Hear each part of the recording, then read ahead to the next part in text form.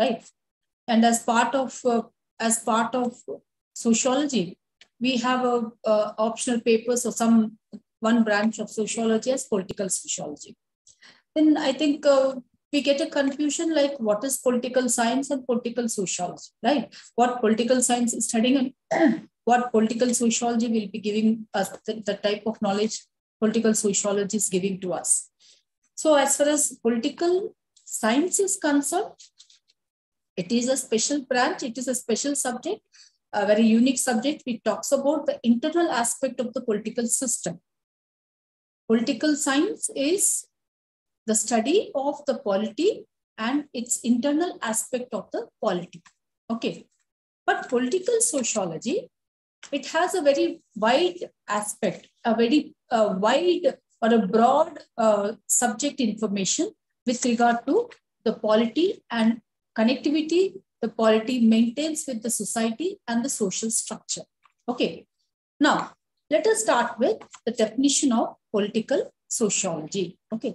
Like as in my class, in my introduction class, I was just discussing like what are these political institutions? Is it only the one particular institution we have in the societies, or do we have any other institutions like? So I think you all know, you have come across your first paper like, or the other papers here. We have, as far as the social system of the society is concerned, we have many institutions. So because of the presence of all these institutions, the running of the social system is going in a very smooth manner. So one of the institutions, like we have many institutions, as I said, we have the family, marriage, and then we have the religion and also education. And then of course, our political institution. Okay. So like every institution is set up and established, and while the establishment is taking place, it tried to set up its own pattern of functioning. Okay, so it has its own norms, conditions, the rules, regulations, the functioning aspect, their own working system, the functionalities, all it is being framed for each and every institution. So likewise, when we talk about political institution also, it is a very separate institution, which is it is revolving around the political system, internal aspect, etc. But when coming down to sociology and political sociology here, okay. So as general sociology discusses about the society, it focuses on the interaction of the individuals, it focuses on the groups, it focuses on the communities, the culture, etc., etc. As a special branch, political sociology is dealing with the interaction which is taking place between the political system, the political institution, and the society on the other side. So as we know, sociology is mother of all social sciences here. So we are focusing not only on the broader aspect of the society, but at the same time also the smallest aspect, the smallest component of the society, or each and every aspect of the society. So in that way, we are also focusing on the political institution, functioning of the political institution, and its what is called the relationship it is maintaining with the broader system, that is the mass section of the society, and how there may be some kind of impacting factors on the polity, or the polities impacting factors on the society or an individual. Okay, because individual is a basic unit of the society. Of course, there will be some kind of implications of the political system's functioning and the impact which is being shown on the person here. Then I'll just start with the topic here.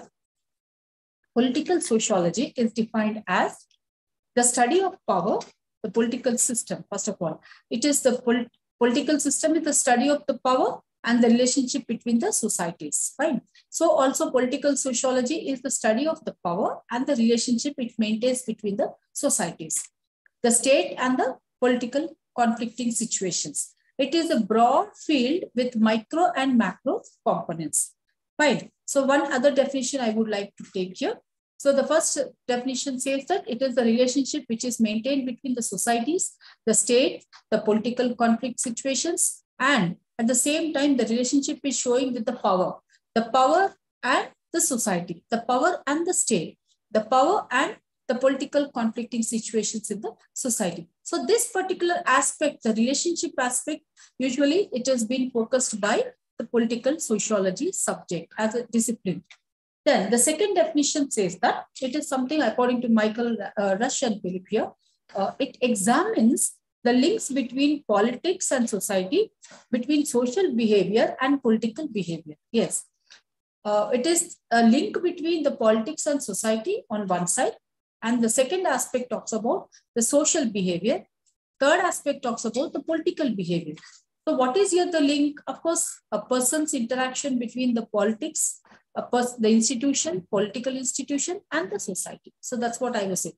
The norms, conditions, the rules, regulations, the political system, the functioning of the political system, the powered people here, who is entering the power here, and what type of state we are in, what type of what is called the formation of the policies are taking place, what type of administration we are in. All this has a very great impact on the societal functioning. Okay, so on one end, we are talking about, according to this particular definition, the sociology, political sociology as a discipline will be concentrating on, which gives us the information, the knowledge about this particular relationship of politics and society. The second aspect talks about social behavior. Yes, I think everyone knows that as a sociologist, we can say that yes, there is a unique social behavior. So the social behavior will be molded as far as sociological aspect is concerned. The social behavior is molded according to one's culture, according to one's social setup. Okay, so the type of social setup we are in, the type of culture we are in, on these particular two aspects will have a great impact on our social behavior. So what type of social behavior we are in, this is also concentrated by the subject called political sociology. And the third aspect is something which is concentrating on the political behaviors. So political behavior is a very special item what we are discussing in this particular paper here. What is the political behaviors we have? So what are the factors which are impacting the political behavior? Okay, so that political behavior is very, very crucial as far as the political sociology and political science is concerned, or the polity is concerned when we are taking the relationship in the subject. So this is the base. These are the two basic definitions we have for political sociology. So the first definition is given the micro and the macro aspect of understanding the political sociology, right? So what does the micro deals with and the macro perspective deals with? Okay. The macro perspective concentrates on, this is according to one definition here, the first definition what I have taken now. The macro perspective discusses, or it is focusing on the state which is looked from the macro perspective and which entails the nation states and also the political background, social and political movements and what caused them. And why political affairs and the way the certain states and why they take the form of that particular behaviors. Okay, I just try to explain this point here.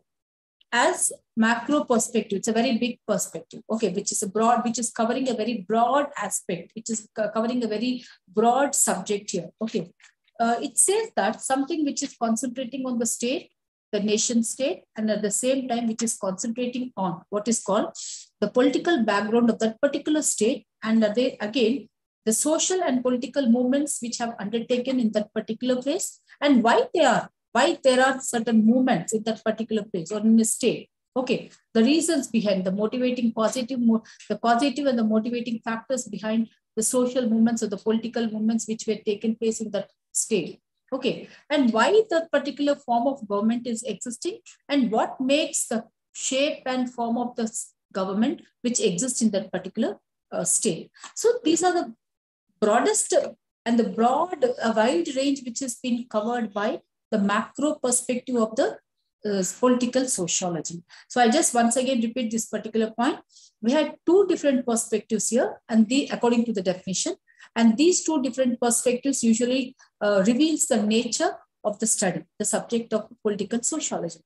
So one is the macro perspective, which is macro itself is saying it is a very complex one, where it is concentrating, focusing on a broader aspect of the subject, the nature of the subject here, which talks about political system, which talks about the state, the formation of the state, which talks about the interaction taking place between the nation and the state here, and which talks about the state formation. There are, if at all, there are any social and political movements which took place in history or in somewhere around in that particular state. So why they have taken place, the reason, the causative factors, who really brought about the movements, and why the why factors.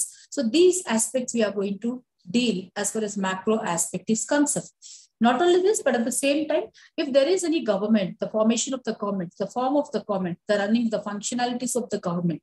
So why that particular system is there, what type of system we are in, right? And what is shaping the form of government. So these aspects in a very broad way, we are going to cover, usually the macro subject nature is going to cover in this particular paper.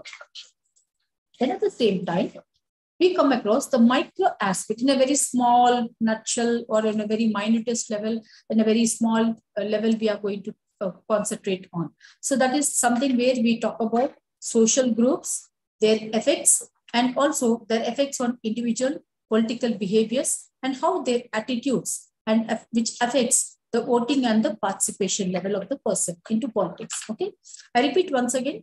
The micro perspective concentrates on, the micro perspective of the political sociology concentrates on the social groups, one, and their effect on the individual and the political behaviors, and at the same time, how their attitudes and affects the voting and the participation of the person in politics. So what are these social groups here? Yes, of course, in society, we have many different social groups, like caste groups is one group, the class groups we have, okay. There are certain race groups, there are certain linguistic groups, right? There are certain, what is called the religious groups. And all these, when on one side, when you take, it has a very great impact and implication on the individual. And at the same time, it has a great impact on the political behaviors. So, for example, for this particular social group and the impact which is showing on the individual or the political behaviors. Say, for example, as far as the Indian system is concerned, Indian political setup is concerned, the political behaviors are concerned, we can take any caste group. So, the caste group is a very effective group which has a great impact on the individual, and also that great effect also is shown on the political behavior of that particular individual. So I need not go in much depth manner in explaining this caste and impact on the individual here. So I think you can understand this particular point. So likewise, we have many various groups, and these groups every time has some kind of impact on the individual, and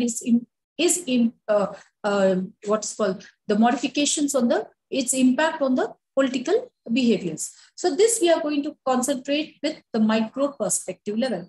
Then the next we have their attitudes, how their attitudes are forming, how their attitudes are modified, how their attitudes are showing an effect on the voting and the participation level.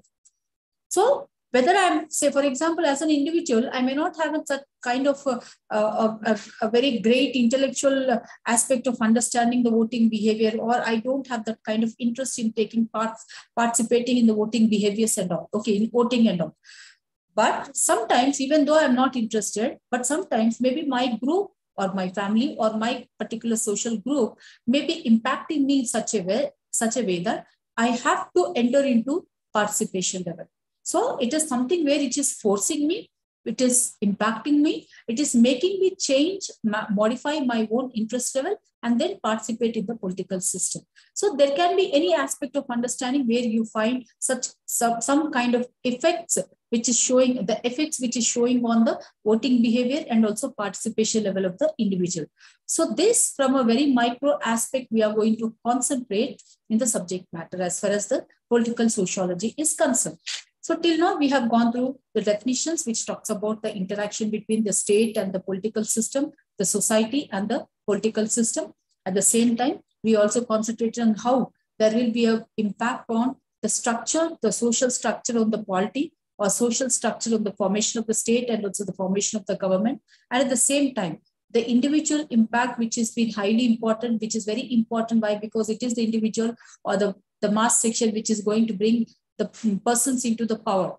So there will be a great impact, which is there. Always we find some interaction with the groups and the individual, the society on one level and the individual on the other level. So this impacting factor, the interaction process when we are concentrating, and all this which has a great impact, which shows some kind of formation and modification, and why that particular movements are there. And if at all there are movements like political movements or social, why there are taking place the movements here. For example, we can talk about our own movement in in Telangana area. So I think it's not only Telangana, but in more of the state, in different states, we come across certain social movements, certain political movements also. So why really they occurred, and what that particular movements had brought into existence. So some kind of modification, some changes, some transformation might have occurred. So why there are all these things here? So these are going to be covered, or which usually we discusses or we try to focus on through micro perspective and also macro perspective levels. Okay. Now, what is the scope of the subject political sociology? Okay, so it has some kind of broad, either whether it is confined to few aspects of the polity or few aspects of the political and the societal interaction, or it is very broad aspect. So what type of things are included? What are the things we are going to study? What are the elements or the aspects which are covered in the political sociology, where the political sociologists are going to concentrate and give us the knowledge about? Okay. So the scope of the subject usually covers, like, the scope of the subject examines the links between the politics and the society, and between the social behavior and political behaviors. That's one aspect we have already come across. So the scope also talks about the subject where it is going to analyze the relationship between social and political structures. The discipline also analyzes the causes, effects, and results of the influence of the political system over the social system. Okay, so it's a very big subject which is going to concentrate in the scope here. So the subject is going to take up the study called the impacting factor. It is going to analyze in the sense, after taking up wide research. It's not that a simple one, but after taking a wide research, then only we can bring out the analysis here. So the subject is going to take up the analysis. It is going to concentrate on the analyzing factor, or the analyzing factor of the polity and its interaction and its impact on the bigger social structure. And at the same time, it is going to give the analysis of the causes, effects, and the results of the influence of the political system over the social system. What impact we are taking out? What is the result of this particular impact? So this we are going to study in our paper, Political Sociology. I repeat once again, under the scope of this political sociology, where political sociology subject includes into its study. Okay, so into its study or into its research role. Fine. So under the scope, we try to concentrate on, the subject is going to concentrate on to analyze the relationship between the social and political institutions, political structures, social structures and the political structure at the same time, which is going to again analyze the causes, effects, and the results of the influence of the political system on the bigger social structure. So there may be a great impact. There may be a bigger results with the impacting factors of the political system on the structures. So we can take many examples for this. So we have a very lively examples also. For if you just look into our own Indian political scenario, so maybe the political institution has a great impact on the social structure. It may totally modify the structure. It may bring some kind of changes according to that particular political system and their agenda, whatever they have like. So all this, the agenda also takes up some kind of impact on the structures here, the social structure. So this we are going to concentrate as far as the subject is concerned. So that particular knowledge we are going to be get through this political sociology. Then the second aspect which is covered under the scope is that it is going to talk about the building of the states and the nation state, the relationship of the states and the building of what is called the fundamental basis for the nation states here, the development and also the building up of the nation states. So this one particular aspect is going to be covered by the political sociology. So the subject matter, the scope of the subject also includes the building up of the nation states in the subject. The next one is formation of social political affairs in modern states. So what is the formation, or the basis for the formation of the social and political affairs in the nation states? Okay, so in the modern states, what there may be some kind of fundamental aspect of understanding some formation, that the causative factors behind formation of the what is called affairs which are there taking place in the modern states. So like the social and political, some kind of interaction, interrelationship between societal aspect and the political affairs here. So always we cannot usually in isolation we cannot study either society, or in isolation, we cannot study a political institution. So some kind of impact and some kind of interrelationship and some kind of impacting practice we always take into the scope of the subject. So even this particular aspect is going to be studied by political sociology. I repeat once again, in the scope, the third aspect which is covered into the scope is where we are going to talk is like formation of the social and political affairs. Formation of the social and political affairs in the modern states. The next one is social structure. So the next aspect which is covered in the scope is the social structures, where we are going to take up few examples like the social structure. We are going to take up the class systems in the society, the race systems in the society, the gender, etc. And inequalities in relation to politics. So when you take it, so this particular aspect is something where in a bigger social structure, we have many various groups here. As I said now, we have many groups. So for example, if you take the caste community, so the caste groups, or the class groups here, or the race groups, fine, or the gender groups. So every group has a great power, and every group has its own behavioral patterns. Every group has its own ideological setup. Every group has its own functionalities. So when you take up, say, for example, gender, so then don't we find that it has a kind of impact and also the inequalities in relation to the politics? When you take up the gender, when the women and the men here, don't we find the inequality observed? We always observe some kind of inequalities taking place between this particular group called the gender group here, and we are showing that inequality. So these inequalities based on some kind of what's called the groups and the interactions here, we are going to discuss this particular inequalities in relation to politics. So why there is the inequality in relation to politics here? So why? Because say, for example, when you take the gender group here, so I think now highest participation of the participation in the politics is the men. So why not women here? So what is the gap in between these two as the gender, gender inequality to politics, in relation to politics? So that is going to be covered by our subject called political sociology. Likewise, again, we have the class systems. The class system based on the income level, maybe based on the class position, maybe there may be some inequalities. Say, for example, a very poor person may not show that kind of participation level, may not show that kind of interest in the political behaviors or interest in the political aspect. So why that behaviors here? So based on the class positions also, there may be some kind of inequalities. So maybe the person feels that I don't have the access towards the politics, or maybe the person may feel that I cannot enter into the politics, I cannot show any kind of participation into the political system. Why? Because I'm much bothered about my the economic activities, economic security for the family. So that's the reason why we try to talk about some kind of inequalities also exist based on the class system. Right. And at the same time, we also have the race and the different various groups. So all these groups, whether they have any inequalities in the political formations or in the politics, so that we are going to concentrate through our subject called political sociology. The next we have revolutions and the movements and the personalities which affects the politics. Okay.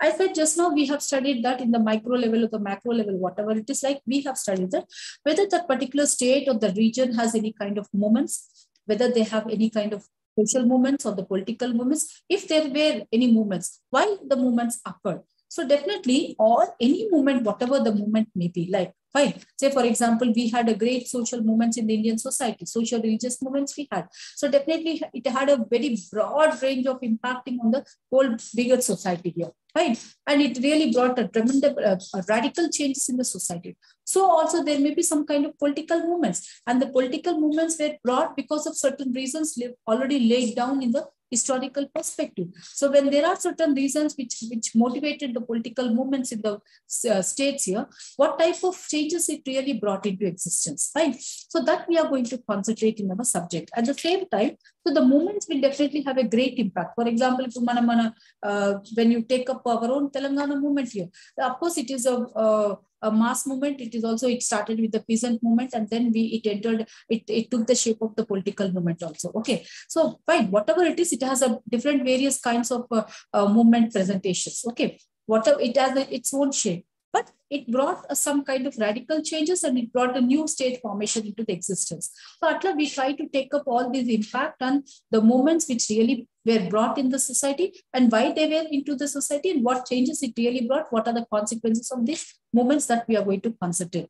Then at the same time, we have the revolutions and the personalities. Yes, of course, there are certain great personalities which may have a very great impact on the political systems also, okay, which really shows a great effect of the politics, and also there may be some kind of tremendous changes with the either the personality or say, for example, any kind of the revolutions also. Say, Manaki, already we had a great French revolutions, American revolutions took place. Okay, so all those are the political power-based movements, actually, the mass-based movements, but for the power and to bring new political system into existence. So those examples we can take for any kind of revolutions in the history of the state and the political systems. So such movements already existed and may come in future also in order to bring some changes in the political system, formation of the state maybe, or to bring some kind of changes in the power politics also. So these changes always are there in the earlier system and also the present system. So all these movements, or whatever the movements are, or in the scope, we are going to concentrate any movements in the system, or if any revolutions. So what kind of revolutions, what are the consequences of that particular revolution, the effects we usually find, we try to trace on the politics, that we are going to concentrate in our paper. So this is very briefly with regard to what is called the meaning, definition, and the scope of the subject political sociology.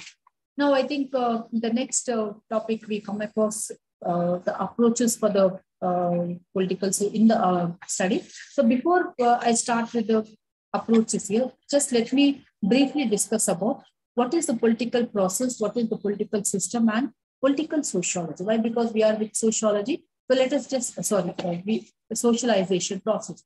So why? Because these are the few different simple concepts we have in the first topic here. Let me first discuss about these three concepts, and then we'll move on to the approaches. Okay. Now, I think in approaches, we have classical approach of we try to take up Hobbes, Locke, and also Machiavelli into consideration, what approach they have really developed in order to take up to understand the political system and the society and all. So that we are going to concentrate in class now. Later, but one other point we have in the scope is, I just left this particular point here. We are going to also concentrate in the scope. The subject also includes the study of stratification system. I think as sociology students, you all know what is social stratification system. So I just briefly talk about social stratification, then move on to the other point. So social stratification, because you all know, it's nothing but you are stratifying the whole society into different segments. So these stratums are brought in order to place a group of individuals in different stratums in order to simplify the division of labor. That's actually the motive behind social stratification. But usually when we talk about social stratification, which is a very major important sector in the various social strata. Okay, so we have different segmentations. So we have, which is being considered as a major important sector even in political sociology. Why? Because now I said like the caste system has a great effect. So based on the stratums also, based on the stratum, we have different many caste groups in the Indian society. So even that particular caste groups, the stratums of the different castes and their interactions which affect the politics and how the systems function. How the systems function based on the caste stratification, based on the class stratification, based on the gender stratification also. So how the systems are going to affect and how the systems are going to function. So this is a great important aspect which is being covered in the scope of political sociology. So political sociology, we are going to talk about what is called the formation of the state affairs and also the formation of the social and political affairs in the modern state, and also the social structure, which we are going to highlight, whether it is class, which is gender, or the race, whatever it is, which is showing some effect and relationship with the politics. Okay. Then we try to take up even revolutions. We try to understand the revolutions, because our political sociology is going to give the knowledge for all the revolutions or the movements or the personalities which have a great impact on the politics. So that we are going to discuss in our subject. So our scope also concentrates these aspects in the study of politics. Okay. Then again, the last point what we have discussed is like power relations with different various social groups. Okay, so the power relations usually present manam observe cheyochu political system lo. We also try to take up in most of the time. You have that the power relation towards different many various groups, right? Caste groups. I'm taking the example of the caste groups because Indian system lo, Indian scenario lo, political system lo, we have a very great relation with the caste groups and the politics. Okay, then again we come across what is called the study of stratification system is also highlighted in our scope, and political sociology also covers social stratification study. Why? Because it is very, very crucial aspect in the politics and the interaction with the society. Why? Because as I said, the stratification takes maybe any different shape or different forms, whatever the form may be, but still it has each and every stratum has a great impact and interrelation with the politics here. For which usually I'd say there are interactions and which affects the politics, and how the system functions also. So system functioning also depends on the type of stratums and the form of stratums in the society. Okay. So now when I take up what is called the simple concept, whatever is been given in the first unit, like political socialization process, and then we have political process and the political system. First of all, let us begin with political system. What is political system? So this is the base for our subject called political sociology, right? What is political system? So it is something where the type of political organization that can be recognized, observed, or otherwise declared by a state in order to define the process for making official the government decisions. So whenever you find a political system undante, it has been established, recognized, observed to declare as a state, to declare by a state that there exists a political system in the society. Then it is defined that the process for making official government decision. So where you have us in a state when there is a political system, that means the political system which is in power will definitely take up the decision which is declared by the state by saying that it is official to take up, give them the declarations. So they can declare any kind of government decisions. In the unte, we say that there is political system in the society. I repeat once again, political system is a concept where we try to take up it as we can understand political system as a setup of, another way of understanding political system is a set of what is called the process of interaction, or a subsystem of the social system. As I said, it is a part of the society. As political system, political institution is a part of the society. It is not the bigger society. Okay, it is part of the social system, which is part of the society. Kabate, it is a subsystem of interacting with other non-political subsystems. So do political system function in individually? Function in isolation? No, it always has to function in relation with the other existing systems, the other existing subsystems. Like for example, political system has an interaction, and it is functioning in relation with either the education system, either with economic system, or other existing institutions in the society, subsystems in the society. Okay, so that's how where we try to say that political system antene, it is something where which has an authenticity to declare the government decisions. Fine. Then, political system is a set of formal legal institutions that constitute a government or a state. Political system, it is government, it is the state. Okay. So usually, formally, legally, we say that the legal name what we usually use for the political system is the government or the state. Okay. Then the political system forms. Fine. So this is So this is about what is called the political system as a concept. Then what is political process? Fine. Political process means it is something where the formulation and administration of public policy by interaction between social groups and political institutions, or between the political leadership and public opinion, takes place. I repeat once again. Political process. Process means the action starts. the activities of the political system has started on top. So it just goes on. There is no end for that particular process until it, there is no end. So the activity just goes on, runs forever. Okay.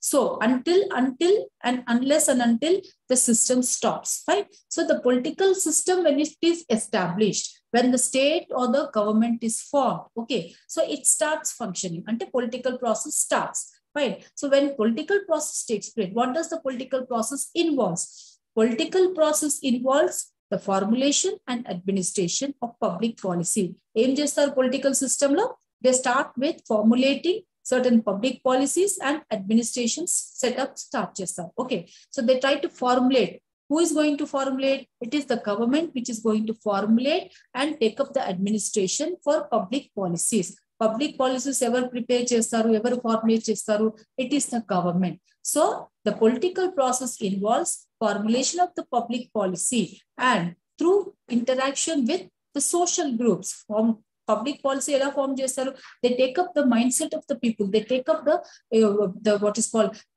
the interest levels of the people, and then they try to formulate the public policy. So through interaction with the social groups and political institutions, or between the leadership and the public opinion. As I said, public opinion is must to take up the policies. So they, in interaction with the public opinion, in interaction with the social groups, the government is able to take up, they try to formulate the public policies for administration. Okay. So this is where we try to concentrate as a very small concept of political process. Okay. It's not a small concept. It just goes on a very big entity. Sorry, a very big action plan. Then again, we try to concentrate on political sociology, socialization process. Okay. I think now as sociology students, we all know what is socialization. In general, we all know, we understand what is socialization.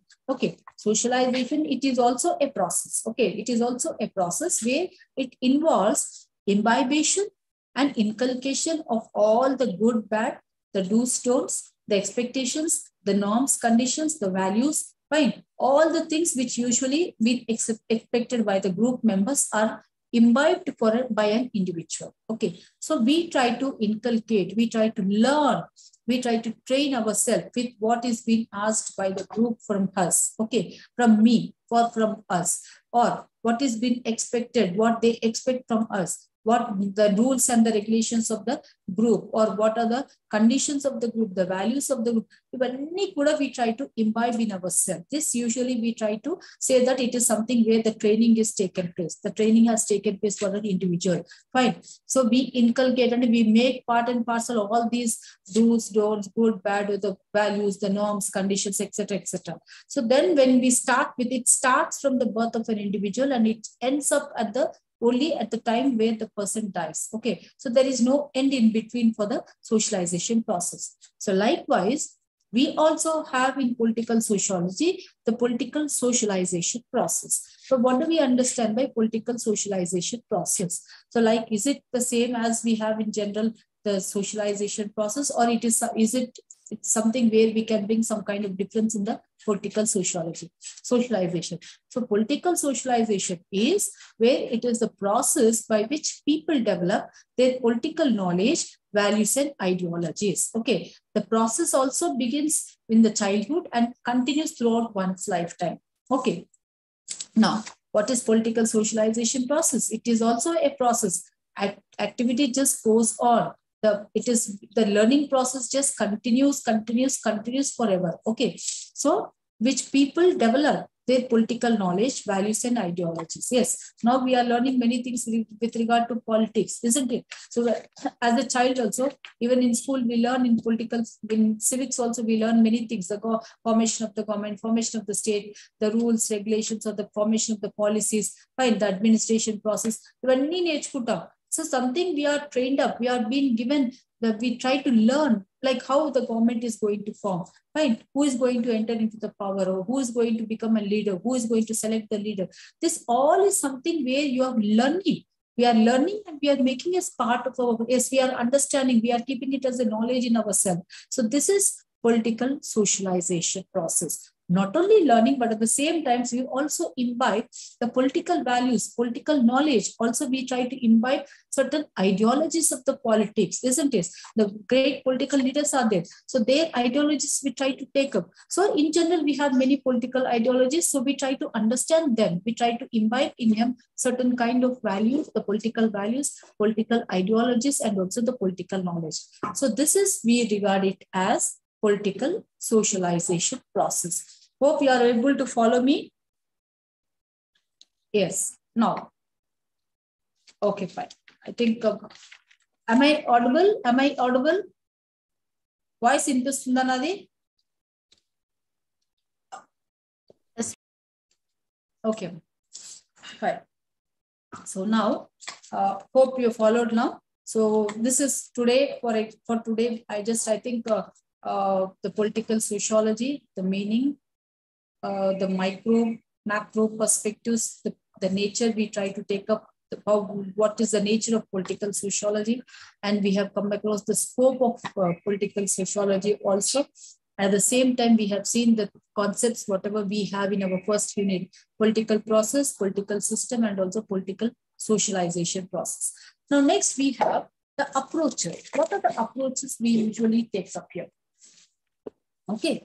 Usually when we talk about the government or the formation of the government, okay, or political system, different forms of the political system. So before we discuss all the political systems, we try to take up some kind of classical approaches here. Approaches under like how the political system should be, okay, how the political system should be, and what form they should take up, how they lead the group, or how the leadership quality should be, the formation of the state, and who the power authority personalities, or the power authority administration, etc., etc. Behavior of the political institute, the voting behavior, so the voting system, we usually get the knowledge through these approaches. So the great philosophers like Locke, and we have also the Rousseau, Machiavelli, Aristotle, right? Plato, Vilanta kuda great political philosophers. Vilanta, Karl Marx also, Karl Marx, we try to take up also Karl Marx, right? In order to understand the political systems here. So, like Wilfred Pareto, circulation of the elites and Choptunta. So, atla, ikonni approaches for what we usually understand is something where they show a direction for the political system and the society people, the society, where how they have to interact and what should be the system actually, how the system should function.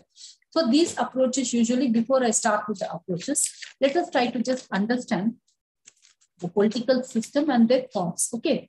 So when we try to take up the political system, usually, I think in first class, I was just talking, primitive system, there was no politics at all, but they had a great control of the individuals. So under one person used to lead the whole group. So that means the person had the leadership qualities. Okay.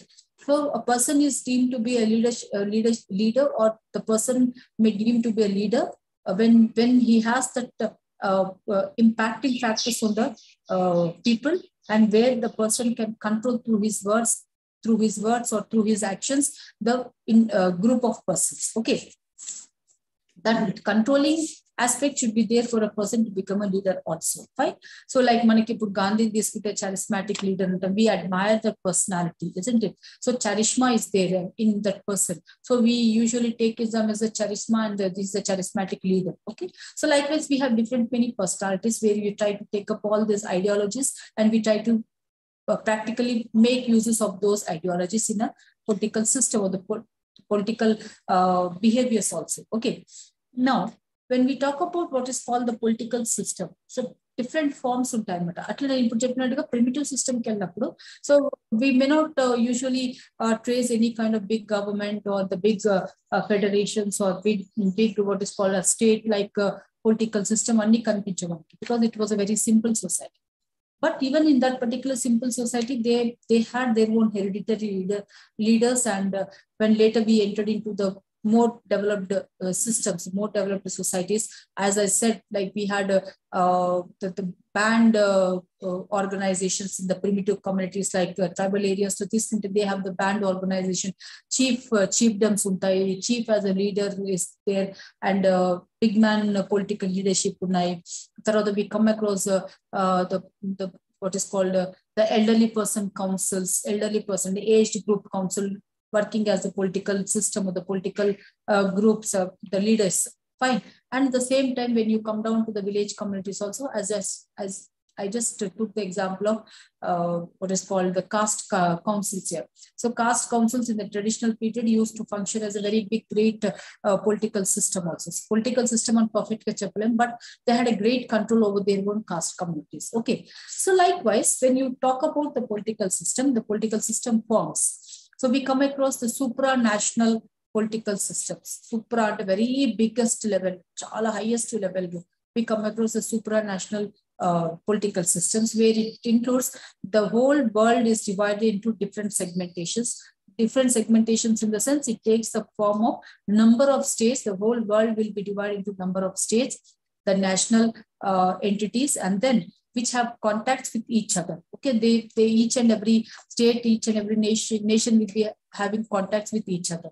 And then usually their goals are common, and their goals are also common. Each and every state, when they form as a supranational group here, every nation have their own goals and which are very common to each and everyone. Okay, and they face common threats from external forces or some kind of internal forces.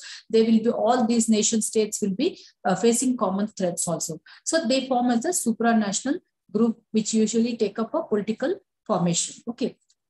Then we have empires. Empires, మనకి ఇప్పుడు ఈ రోజుల్లో కూడా కొన్ని countries లో empires ఉన్నాయి, dynasties ఉన్నాయి, hereditary leaders ఉంటారు. Okay, they take up the political powers and they usually lead the group and they usually rule the whole society. So even when you talk about the empires, we can trace back our empires in our dynasty when the aristocratic rule was there, or the autocratic rule. We usually had the empire system and the political system at that time. So usually the leaders were not elected, they were selected through hereditary system itself. Okay, so they just hired the throne because of the birth into that particular family. So that kind of leadership also, we have seen great empires were there. Not only at that time, even today, China lo gaani ikkada chusna kuda we have great empires also. Even India, we had a great empires. Fine. So Mughals,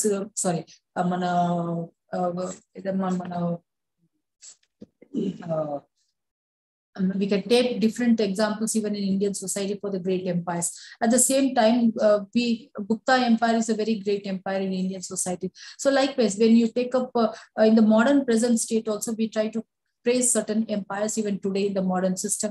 And then again, we try to talk about the leagues. So usually the bigger states form as a league here. So when you are entering into the league, we are also seeing that there will be some mutual consensus among these league countries. So in league countries anta kuda oka formation lo untaru, a formation lo they try to take up, they accept certain few mutual consensus, and mutual ante they try to accept with certain rules, regulations and all. So likewise, we try to form the leagues and also the bigger level federations, confederations kuda untaru. Okay, other than these, we also have the confederations and the federations, federal states and kuda untaru.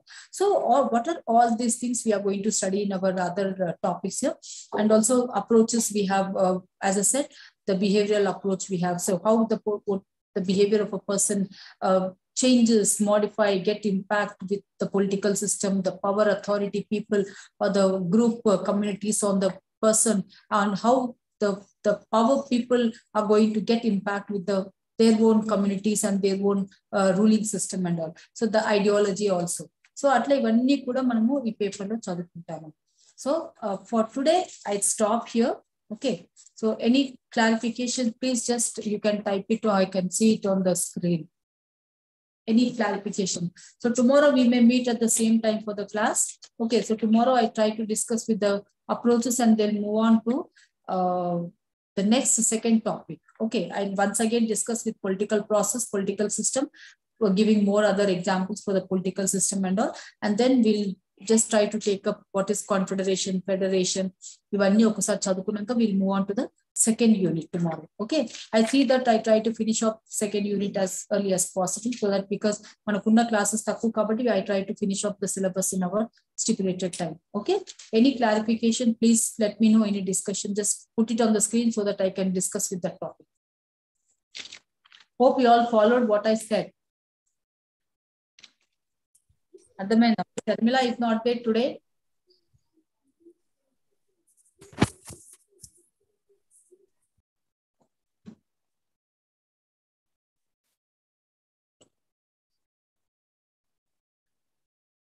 Sharmila is not there today. Okay. So whoever are the participants, please let me know any clarifications. Any clarifications, please let me know. No, ma'am, no doubts. Thank Amma? you. No doubts, madam. Thank you. Okay. Thank you. So for today, I'll stop here. Tomorrow, we'll begin with the approaches and then we'll move on to other topics in our second unit. Okay. So please join me for the class tomorrow at 3 o'clock. Okay. Thank you all. Thank you.